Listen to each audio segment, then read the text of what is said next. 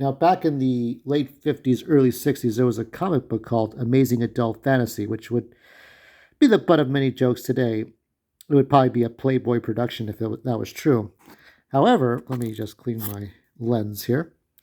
We got to clean the lens. So let's read this. I'm going to read this and you're going to look at a picture. So, Amazing Adult Fantasy was like One Step Beyond, or The Outer Limits, or The Twilight Zone, or great, amazing tales in science fiction with one-shot characters that you never see again. Okay, so let's read this. I'm going to read this, and you're going to look at this. The first Spider-Man story was almost intended as no more than a one-shot, and it's a one-shot experiment, and it almost didn't get into print. So Martin Goodman, who was the original guy who ran Marvel Comics, he was the editor in chief. He was the guy in charge of everything. Martin Goodman didn't want to publish it, recalls Stan Lee. Goodman was convinced that readers would find the subject of spiders distasteful. So, fortunately for all concerned, a comic book called Amazing Adult Fantasy was about to be canceled due to faltering sales. So Lee continues, nobody cares what you put in a book that's going to die, so I threw in Spider-Man. I featured him on the cover and then forgot about him. And there he is, Amazing Spider-Man. This is Amazing Fantasy number 15, the only issue that's named Amazing Fantasy, because it was to be, now here it was to be canceled, but here you could see there's an alternate cover. I don't think anybody's ever seen the alternate cover. I think I'm the first YouTuber to probably show the alternate cover. I might be lying, but don't think I am. So there's Amazing Fantasy number 15. And here are the classic panels from here. I mean, it's just some guy named Spider-Man, and that was going to be it. And then they would move on to other things like Thor, Fantastic Four. So, Spider-Man. So sometimes it's just an unexpected element. What you least expect to be successful. And if it was a gamble, actually it was the least gambling. It was like gambling $20 and coming out with $2,000. If you lost, you lost. It was a no lose situation, but everything to gain. And so Stan Lee thought, okay, here's this guy that kind of looks like Superman, but not exactly. He was a guy that had limitations. He had spider strength, and he could shoot webs, and he could kind of crawl on the walls and leap around from building to building. But he had rent to pay. He had his aunt. He had to see a shrink. He had bills to pay. He had to work at an office as a photographer where he's not appreciated. He lost his uncle. It taught him responsibility. And through all of that, I think that he was still one of the best. He is the leading superhero. Forget Marvels, right? Forget Marvels. It was about Spider-Man. And Spider-Man is the leading superhero.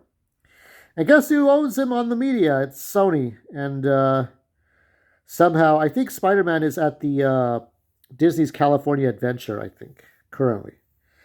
I bet they do better at Avengers University over there than the Galactic Star Cruiser, that's for sure. Star Wars got a bad rap. So, the whole idea about this is that when you are wrapping up a comic book that didn't do well because, the Twilight Zone, Outer Limits, sort of like one-time thing, or like if you took the plot of the creator and made that into a comic book issue, it didn't sell well. You think, okay, let's stick this guy in the next one. Let's see what happens. Oh, nothing happened? Okay, well, let's move on. Because Marvel Comics, for a while, had done like Millie the Model and Patsy Walker and love Western stories about a cowboy and a cowgirl and falling in love. And that was most of Marvel Comics in the 50s. Then came along the Fantastic Four, then Hulk, then Iron Man, then Thor, then Spider-Man, and eventually X-Men. And everything was off to the races, the Marvel Comics as we knew it. Because that was after So the 50s was after Namor, the android Human Torch, and Captain America, but just before this age. So already there was the Fantastic Four and some of the others. Iron Man I think would come out in 63. Spider Man came out in 62, and X Men I think 63 as well. And you just never know what's going to happen. You never know what's going to become of a thing that just has one issue to live. Because after that issue, they created the Amazing Spider-Man #1, and eventually they would create others like the Spectacular. I remember there used to be 4 issues, like they were trying to compete with Superman. They had the Spectacular Spider-Man, Spider-Man, Web of Spider-Man, and Amazing Spider-Man. You had 1 issue every week, just like 1 issue of Superman. That was in the 90s. That was a different time. I mean, Mark Bagley and I forgot who did the writing for Marvel Comics in the 90s. Uh, Joe Quesada, I think. I don't remember. I know Joe Quesada became the editor in chief. What a different time that was for the 90s. And Spider Man still goes on. I mean, they're going to try to finish up the strike. The actor strike is still going, but they're going to try to see if they could get the final chapter of Miles Morales done. And then there'll be more Spider Man movies. Like I said, Sony's got a real upper hand to really tell some really great stories. Spider Man 2 is coming out this month, right? Spider Man 2 for Sony. I think it just came out. We have a lot more to go on. So, true believers, if you can believe it, sometimes the most inconspicuous, I think it was just the costume. I think it was the costume and the mask and the name. And I think it all went together. The Spider-Man, like the Spider-Man. Like this is going to be something, the Spider-Man, right? Not like these, one of these things is not like the other.